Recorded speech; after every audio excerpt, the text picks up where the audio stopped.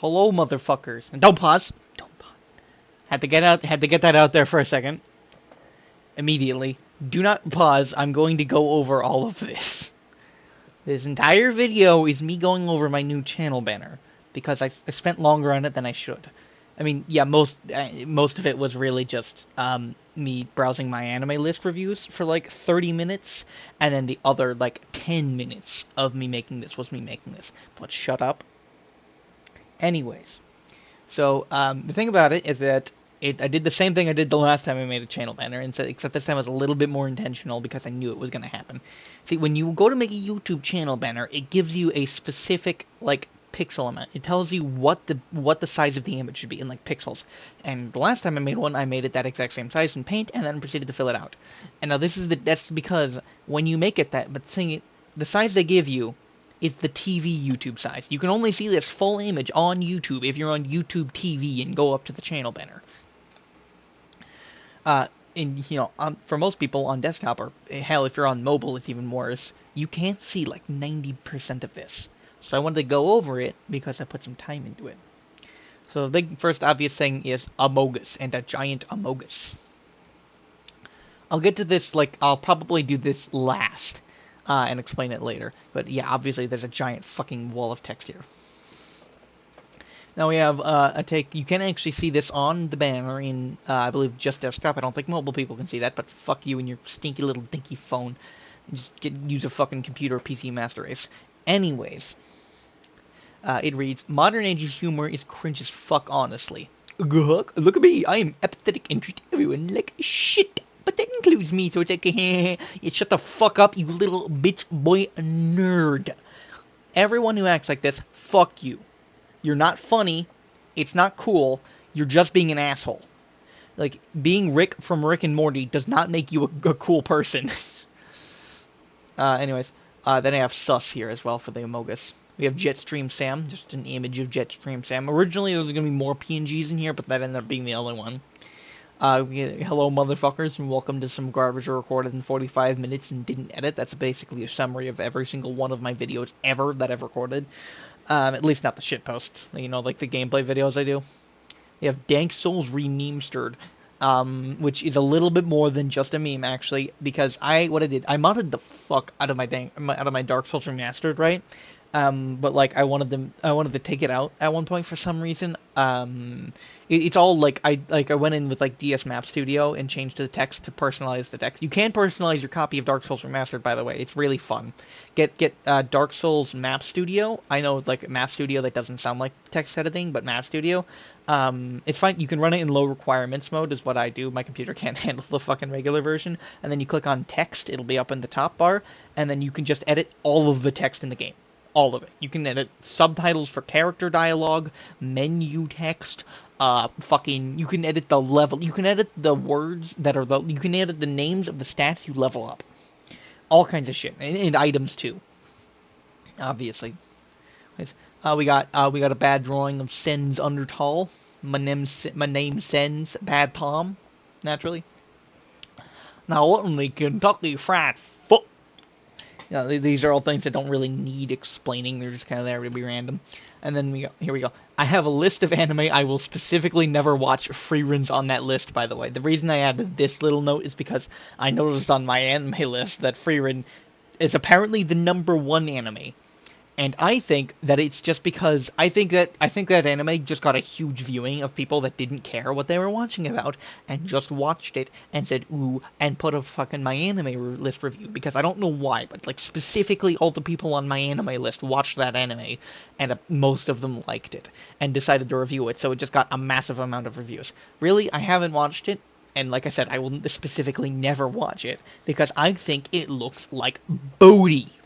Yeah, take that. I have not watched that anime. I will never watch that anime. I read 2 reviews on it, and I have seen 2 seconds of the anime. I think it looks like booty. I think it looks like booty. I think it's going to be generic trash that I'm never going to want to watch, and I'm never going to watch it. Anyways, we can now get to, this is a semi-related, this wall of text up here. So this is an excerpt from my anime list profile. And it is talking. It is my copy pasta ass rant about harem animes. This is not a copy pasta. I wrote it. This is something I wrote. It could be turned into a copy pasta. I honestly think it's copy pasta worthy because of how fucking stupid it is. Honestly, I have a better copy pasta on Demon's Souls. How much I hate that fucking game. But this giant fucking wall of text, I'm gonna read it now. My least favorite trope in animes are fucking harem animes. I hate them with a burning passion. You can tell the severity of this by the fact that I turned caps lock on. Unironically, I will put anime with a harem onto my shit list. Although I didn't used to, so I think some still have like 7s and 8s on my list. Like I said, this is my anime list profile thing, so that's why it's talking about lists and having 7s and 8s. I'm pretty sure the reason I hate them so much is because romance animes are some of my favorite, and harem animes are basically watered-down romance animes, except the water is diarrhea. For a while, I watched nothing but terrible isekais and gobbled up the garbage like a raccoon, and now I make fun of my father for watching the same animes. Whether or not I watch dub or sub is entirely dependent on how I'm feeling at that moment, but I will be caught dead in my underpants before I recognize the Japanese name of an anime, even if I really like that anime. I don't know if I have a trope that I'd say is my favorite, especially considering the tropes are usually seen as negative, but I guess I'd always like animes with MCs. The MC as some kind of creature or monster rather than some basic bitch human or something, as you can see with me giving all 4 seasons of Overlord a 10-star rating. Also, guilty pleasure, I do enjoy watching those power fantasy OPMC animes, but it's very hard to find good ones. Here's go back into the fucking I hate harem shit for the rest of this, by the way. That was just a little detour because I was trying to be a little bit different, and then decided not to. It's very hard to find good ones because most of them fall over that shat isekai realm, and where there are shat isekais, there are harems, and which my hate for harems trumps effectively everything else. I mean, seriously, I loathe harems. It's hard for an anime to commit a worse sin for me. I mean, there are things I'd consider worse, but those are mostly stuff anyone else would consider bottom of the barrel, like some redo of a healer type shit.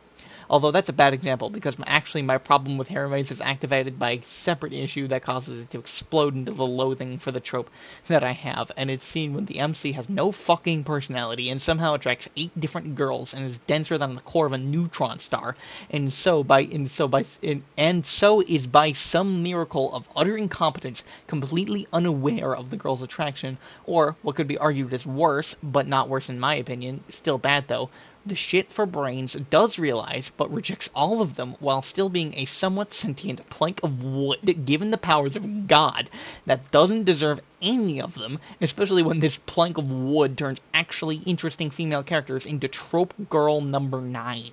However, this situation is not true if we look at, say, High School DxD. That is very arguably harem, like it's like literally a harem anime. That's my additional. If you're not reading along, I added that bit. Anyways, but the comedy of it is played up to 11, and even though the MC really doesn't deserve the attention he gets, he has a personality which adds to the comedy, and actually interacts with the fucking world and doesn't control alt delete open the task manager and obliterate the girls' personalities after mating them. Because that's probably a little confusing, I'm going to elaborate. When I say he has a personality which adds to the comedy, and most people would assume that after you read he has a personality, you would explain said personality, but no, in this case the idea is just that most harem anime protagonists don't have a personality, period. So him even having a fucking personality to speak of already makes it better. And in redo of a healer, well, I mean, yeah, it's totally fucked up, but at least he isn't a plank of wood ignorant to his surroundings. Obligatory slavery bad goes here. Obligatory haha wasn't unexpected, totally not entirely unfunny joke subtext goes here. Obligatory note to stop making the same shitty joke where I explain the joke. Obligatory reminder that explaining a joke is not a joke. Obligatory note to stop making the stupid obligatory joke. Anyways, while romance animes are still one of my favorite genres, one of the things I hate most that permeates them so much is authors that never want to get the fucking plot moving. Excellent example is Comey Can't Communicate. It took over 330 fucking chapters for them to finally start dating. And 100 chapters later, Tadano still can't even give her a fucking hug. It's a good series, but oh my god, get a move along. An excellent series that does not do this, however, is Love is War. Kaguya-sama Love is War. I absolutely love that. The manga always went at a natural pace and moved the plot when it made sense and is not as slow as possible because the author hated big and didn't want to risk anything. They fuck in that manga. Spoilers, but yeah, they fuck. It's completed now.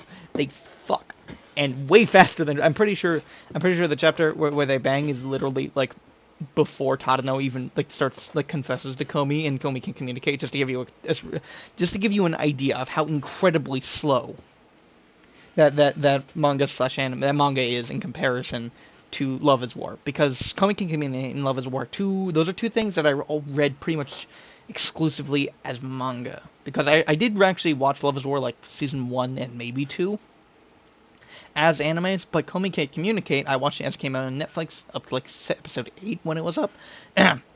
Sorry. Like, I watched that one up to... Oh, by the way, if you're just listening to this and you only wanted to... If you only wanted to see the channel banner, that's over now. I'm just going to I'm going to keep going based off this. Because I ran into this would be more if it weren't for the fact that I got hit by a character limit. So I'm actually going to talk about how much I hate romance animes and romance mangas that just don't fucking move. And specifically, how much of a violation Komi Can't Communicate is of this. But in Love is War, I read that entire thing. In fact, I think referring quickly, I actually had I read like almost all of it in one night, but then like the final like 20 chapters hadn't been released yet, so I was waiting for them to come out as they did, and I was reading them as they came out. But God. On to the main thing I'm complaining about here. Komi Can't Communicate. I did really like that, but I haven't actually read any manga in a long while at this point, because I just kind of stopped doing that. Because I had like a handful that I was just keeping up with and like looking like every week to see if there was new chapters, and eventually I just kind of got bored of it, right? Because when I read manga, what I actually like to do was sit down for 10 hours and just read manga for 10 hours straight, like the same manga for 10 hours straight, read like 300 fucking chapters. And that's what I like to do, right? That's what I actually like to do. I didn't really like the whole waiting multiple weeks for shit to happen. That in like stuff like Love is War and like the Fox Senko, the Fox Girl manga, those two had like ended. Like the Senko-san manga, by the way, isn't actually over. It's just like it's just like technically over because the author is still updating it. It's just like not a priority. He's just like, for all intensive purposes, the story's over, but like the author has said directly, and he has released more chapters after the unofficial ending, that like he's putting his attention to other things, but he'll still make chapters of it like when he feels like it. But anyways, God, Kumi Can't Communicate though. It took, I believe it was around chapter 330 when Tadano finally confessed to Komi. And as my review says, I'm pretty sure, absolutely literally, 100 chapters later, around 100 chapters later, I guess it's a joke in one of the scenes where it's Tadano and Komi, and they're viewing colleges, right? They're on a college campus. And there's a scene where like there's like a mini argument or something, or like he wants to talk to Komi about something that like is kind of hard-hitting, and he can't, like, he's really stressed about it, and he goes in for a hug, and then he redirects to the fucking tree next to him because he thinks it would be like rude or something to hug Komi, and I'm like, oh my god, you motherfuckers. They've been dating for multiple months at this point. Why the fuck can he not hug her? Why can't he touch her? They've been in a relationship for a while now. This shouldn't be a problem. They shouldn't be acting like they're not even dating. It's like they started. It's like they finally confessed and finally got into a relationship, but it just didn't matter. Nothing's different. Nothing changed. And like, that could be a plot point. Sure, that could be an actual plot point in a romance anime. Like, oh, we started dating, but nothing's actually changed, right? And that would be a plot point, but that would be left like that would be maybe 20 chapters. Like, you'd get like 20 chapters of nothing, and then the characters would recognize that. Not 100 chapters, and that's absolutely not one of the fucking plot points. Because you can bust through chapters of anime pretty fast, right? Sorry, chapters of manga pretty fast, right? Like, especially if the chapters aren't that long, and you're an efficient manga reader, you can bust through chapters of manga in like literally like less than 2 minutes per chapter. But like, reading 100 chapters still takes a fucking while, especially when you consider the fact that there are going to be lots of chapters in 100 chapters. There's going to be plenty that take longer than 2 minutes, and there's also going to be shit like bathroom breaks, getting up to eat snacks and shit. Like, obviously, like I said, I would sit there and for like 10 hours to read 300 chapters of manga. Reading 100 chapters of manga doesn't take a short amount of time even like in one sitting, even. And so it's just like even if you've been doing it in one sitting, it still feels like it was ancient fucking history when they had actually gotten together at that point, and they just weren't doing anything. And it's not like only 2 weeks in the manga had passed and 100 chapters had actually passed, like some bullshit like that. It was genuinely a long time, like multiple months had passed in the actual story, but nothing had happened between them. But like I don't think they had like they went on dates with big air quotation marks around that. Nothing happened. It would just be like it's almost like they started dating, and that was just like a word. It's like they just added a word into the story that meant nothing because they never actually did anything with it. It just still everything. It was still all the same slice of life side plots. Nothing changed, and it was just like seriously, really, you're fucking with me, right? They weren't fucking with me. Now, and this kind of gets to the point where, like, obviously, I don't know this for sure, but I'm awfully sure the reason why this happens, and, stuff like Komi can communicate, is because those mangas, those animes, they get really popular. And when it gets really popular, the author gets scared because the author might have originally had plans for it to go this long, be at this pace, but suddenly the author they get scared because it's doing successful and they don't really want to change it. It's a risk to change it. It's a risk. It's a genuine risk to make anything different at that point. And it's definitely a massive risk to play out through the relationship because once they're in the relationship, like the farthest you could really go is like marriage at that point, and uh, and even then, just for a high school romance slice of life manga, it wouldn't go that far, right? And so they get scared, and then they just keep doing the same thing, and they just keep going. They put it into an endless cycle where just the same things happen over and over and over again, and the plot never moves. And maybe eventually, after multiple years, or like as an anniversary thing, the two main characters, the girl and the guy, will finally get together. And then, like I said, for example, in a great example, Komi can communicate this shit. It just nothing happens. Nothing happens. It doesn't change because they just threw in a word and then nothing changed. Because guess what? What made him money was the first 300 chapters of the manga.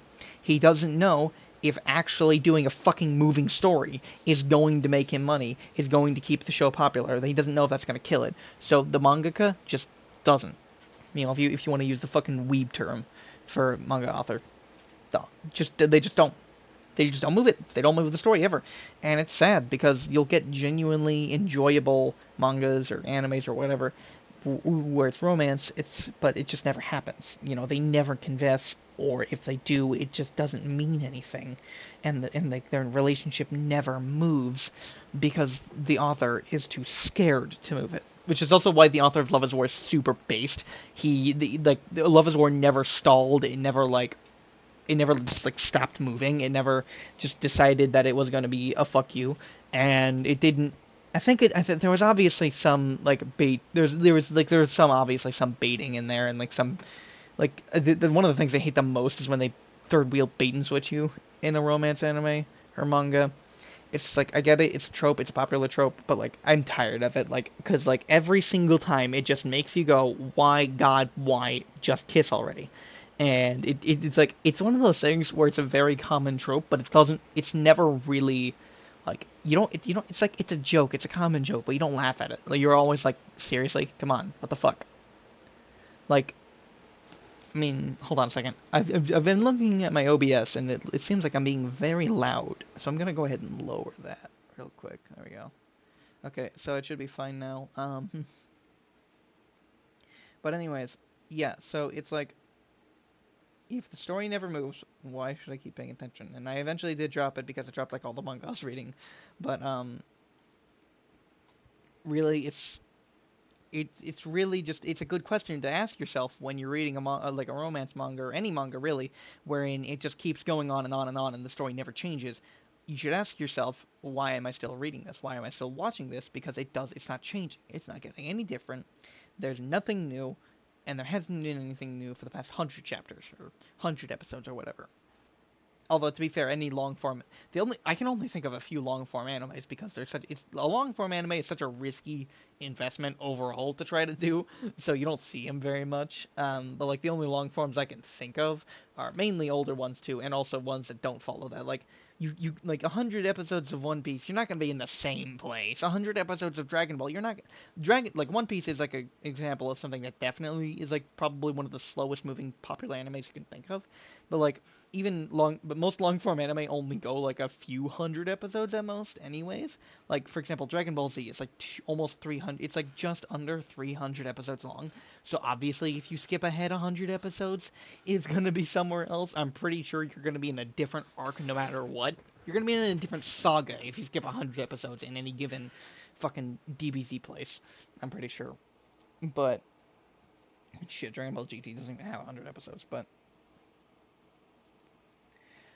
Anyways, it's more placed in manga. If you skip 100 chapters ahead and nothing has changed, was it really worth reading in the first place? Like, do you really care enough? And if you like it, if you say yes, then that's good. Keep reading it. If you just like seeing the funny characters do their funny things over and over and over again in a fucking Diavolo Deathloop, go right ahead. You can do that. But if you have any hopes of the plot actually moving, then drop it. Just look somewhere else, and maybe come back to it whenever you're looking for some comfort shit that you've seen before, and you know it's gonna be fine. You know you're gonna enjoy it. Then you can go back to it, maybe read some of it, or even watch some of it if it's if it's like a slice of life that got like fucking 5 seasons or something. Um, but and like I've been saying, if you're looking for a romance manga, or I guess anime too if you want, that actually fucking moves. Like it doesn't move fast. Like don't expect them to be dating in 50 chapters. But that it does actually fucking move though. If you want something like that, read Love is War. It's like I believe it's like 370 chapters long. I want to say at least where I read it. It was a while ago at this point. I don't know. I think my anime list says it only has like 280, which made me go, what? Like, I sort of got the sex chapter was like 333 or something. But,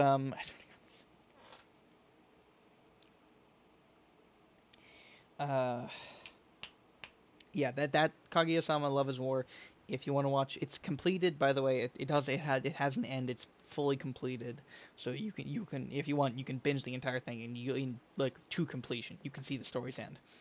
But oh yeah, there is no time skip. There's a side series that takes place in the future.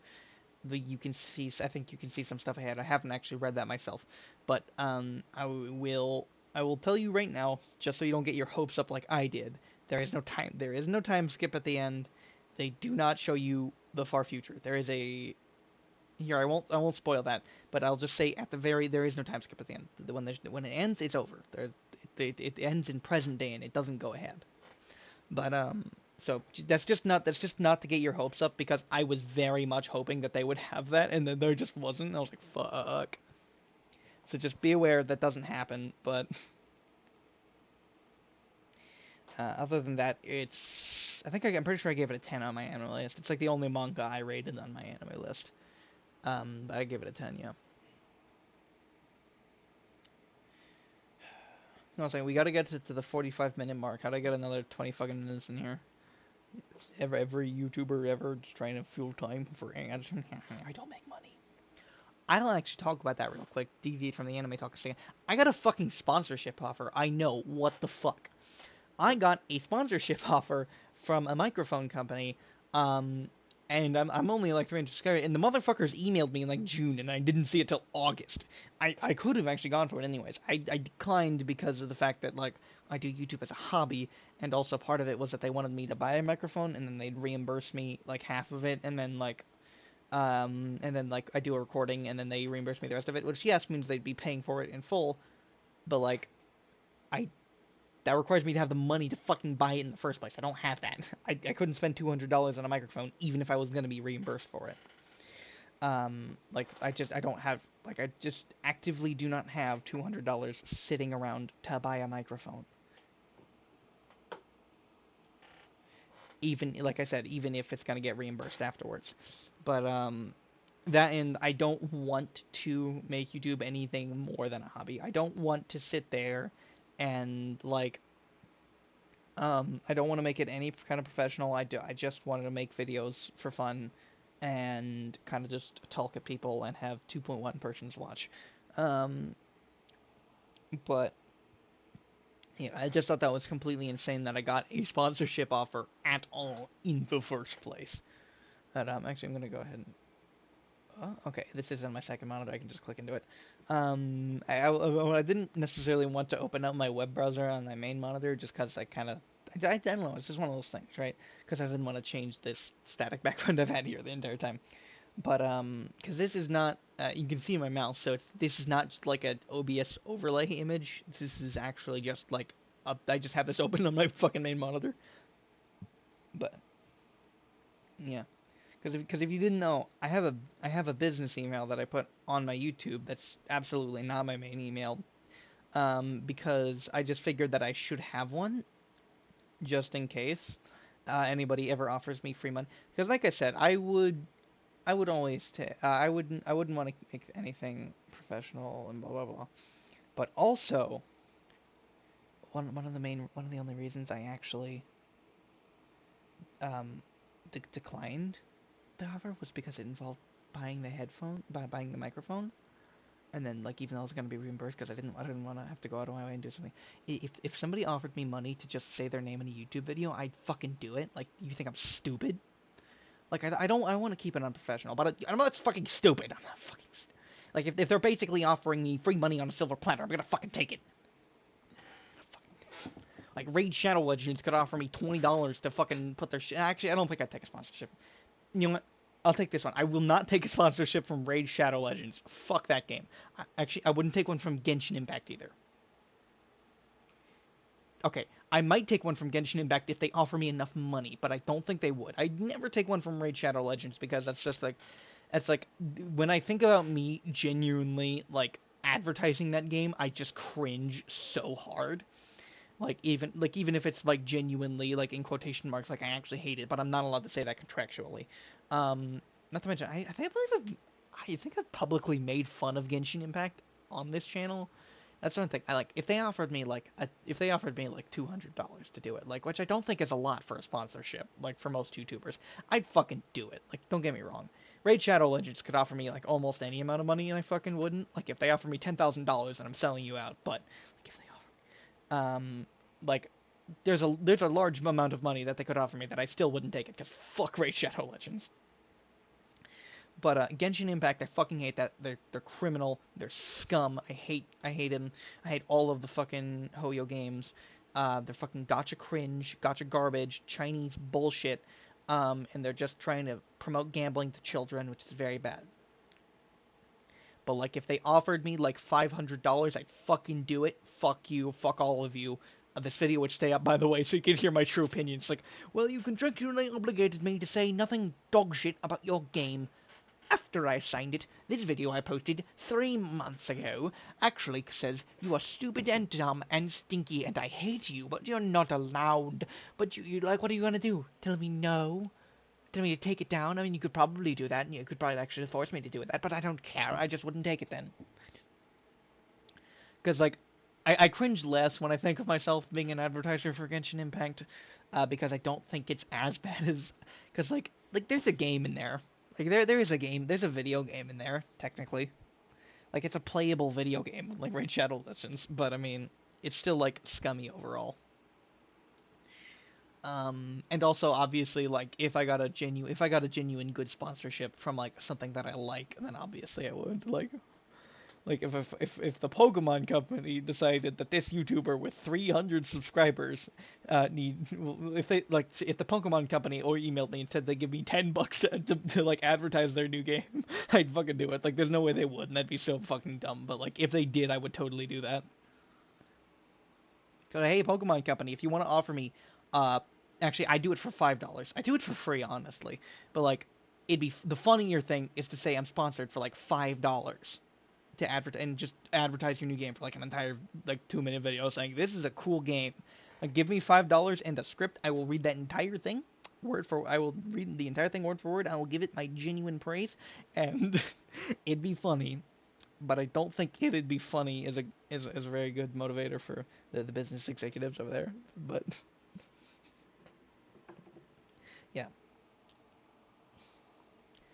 Um, but yeah, this whole YouTube thing is really. I'm glad I've gotten like at least a little popular. Like I'm glad I can laugh at some people.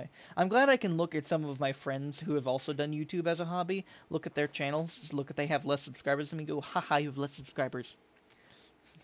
And coping in the fact that I spent like I've like a few months I'll have been making videos for 5 fucking years. It's half a decade, and I have not done much with it. And I am not like majority of my videos have poo poo pee pee views. And one of the only reasons I have as many subscribers as I do is because I had videos that blew up.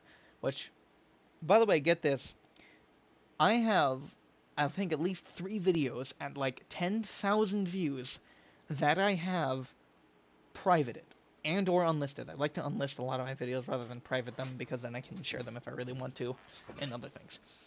Because one of them was a really old video about that was like Jaden Animations Rule 34 exists and I don't care that I really didn't like. Like eventually I grew to hate it. Like I did not like it. I didn't like it was my most popular video. And then at one point it actually got surpassed by Opera GX tutorials. I have a whole video talking about why I privated my Opera GX tutorial videos that got a lot of views and a lot of comments. But the reason is because I found out that Opera GX basically was like a big Chinese scale. They like despite being supposedly the privacy-based browser, they do a lot of data. They take a lot of your data and they give a lot of it to China. Which, if you don't know, China is not a good place for your data to be. Generally, you just don't want shit to end up in the hands of the CCP. But anyways, that's why I privated all those. And I was like, because I didn't private the Jaden Animations Rule 34 video for a long time until I had that shit post blow up like the fucking atom bomb. In the like almost 200,000 views, and I was like, finally, I can fucking unlist that video. I don't remember if I privated it or unlisted it, but I know I did one of those two to that video, and I was like, finally, I can do that because it's no longer my most popular video, and I can still have something to point to that has like a good jillion views. So that's fine. That's nice. And yeah, so. Okay. I mean, the one thing I want to talk about is that a lot. I remember having this like a mini discussion. I think it was literally just like I don't think it was a mini discussion. I'm pretty sure it was literally just like a streamer like I was watching, probably Zero Lenny, that responded to something I talked about, and he kind of rambled on about it and made this really interesting point. Is that see, I had the video that blew up, and a lot of YouTubers that are popular now or like even have like a niche following now. What happened to them is that they also had a video that blew up that was in like a specific category, and then they just kind of pump out that category, right? They just kind of start pumping out like for example, they do a Dark Souls challenge run, and then that gets really popular because challenge runs of any kind are like super popular nowadays. But anyways, they do a Dark Souls challenge run, and that blows up, and now they're like, well, now I got to make more Dark Souls challenge runs because those get views, and views are good, and I like them, and subscribers. And so they end up kind of in a box where the only thing they can do is Dark Souls challenge runs. Right? And then like even deviating to other games doesn't work. Like it's really bad when you have to box yourself in such a specific thing like Dark Souls challenge runs too. Like at least you have 3 games for that, but imagine if you boxed yourself in to like Stardew Valley challenge runs. I'll say that. Or I feel like Terraria is like fucking 3 games in one, so I won't count that, especially with all the mods. But like Stardew Valley, that is a game I haven't really personally played, but I know it's a single game, and a lot of it is just being an RP, right? Beating the game, but like if you became a Stardew Valley challenge runner, well then that game is not super duper complex. There's only one of them, And I don't know how big the modding scene for it is, but I don't think it really is that kind of game where you could have a bunch of extra mods to make it like way different or like hard without like it just being a random express challenge run stuff. Um, right? Like if you blow up with a Stardew Valley challenge run, well, how the fuck are you gonna capitalize that outside of like maybe 10 more videos? Like 10 more videos would be really milking it too, I imagine, just from what I know of that game, because that game is not really built for challenge running. That game is more built just for like, you know, it's made to make you love the characters and stuff, and like the, you're supposed to get attached to it, right? Like fucking, it's more like Undertale is obviously quite a different game, but it's more like the main appeal of Undertale that everyone likes is the story, though, right? And I feel like that's the same thing for the story and the characters, and that's like the same thing for Stardew Valley. The story, the characters, and like getting to know these characters, and like I don't know, marrying your best girl in the fucking thing, is what you actually want. Is what most people play the game for. Therefore, challenge runs are basically, and that's what the game is designed around. And so challenge runs are just going to be doing like the main mechanic of the game, but like removing one of the core things, like no gold or with one energy, or like sleeping every single day, or never planting a crop. And like those are all for whatever fine examples. But the thing is that all of those things, it's like you kind of just, you only have so many features you can take out of the game and beat it, and potentially beat it with, before one, it gets completely impossible. Like, can you beat Stardew Valley without walking? No, dumbass. Um, you don't have that many options until eventually you're just starting to like rehash them, but like just being like, can you beat it with no gold and one energy? Or can you beat Stardew Valley with one gold, no energy, and no planting saplings? When in reality, like that might look like, oh, it's super challenging. I'm sure it would be a very, very hard challenge, if not straight up impossible. Um, but um, shit. Trying to think here. Right. In the end, that's still just rehashing previous challenge runs you did to make a new video because you're stuck with Stardew Valley challenge running. And a better, much more advantageous, if you can break out of that and become a general challenge runner, that is like the dream. Like like a challenge running YouTuber in general, like if you like doing challenge runs, and usually like I know Lemon from the Backlog said this, doing challenge runs, like if you do them long enough, you will get stuck doing them. You will only do challenge runs, and playing a game normally will, like, you'll be broken. You can't do it anymore. So supposedly playing a lot of challenge runs will make you enjoy them. So if you can become a general challenge runner, just doing whatever the fuck game you like or want or think is interesting to do a challenge run in, then you've hit it, right? You can be a good, that's a good way to be a YouTuber and just have like, you can keep doing things. But some YouTubers really just can't get out of their very specific niche because they don't attract, because they have a hard time attracting more audiences, and their current audience is like 90% Stardew Valley fans who don't give a shit about any other game they might challenge run. Or like it gets like it gets a tenth of the fucking views. So they can't really do that. And then they're stuck, and then they just kind of stop uploading. I mean, I mean, a good example here of somebody who almost got stuck in this, but manages to like stay out of it barely, is Lemon. Lemon from the Backlogs. Because what he did, he didn't start doing Dark Souls challenge runs. He started with Salt and Sanctuary challenge runs, and actually, what he really started with was actually a Castlevania. With him playing Castlevania 2, I think, because it was in his backlogs, and that's the actual original point of the channel. He was just going to play games, and like he was going to play and like somewhat review games from his backlog of games to try to clear the backlog, and that was going to be his YouTube channel. But then he did a Salt and Sanctuary challenge run, and he kind of just immediately got stuck into the challenge running thing because those videos blow the fuck up. But But yeah, and because he didn't start in Dark Souls challenge running, which is where he really blew up, he obviously most of his most popular videos are Dark Souls challenge runs. Everyone knows him for Dark Souls, but because he didn't start in Dark Souls, number one, and number two, he always made sure to, like, even if it's just peppering it in, do challenge runs for other games that are also very watchable and very entertaining.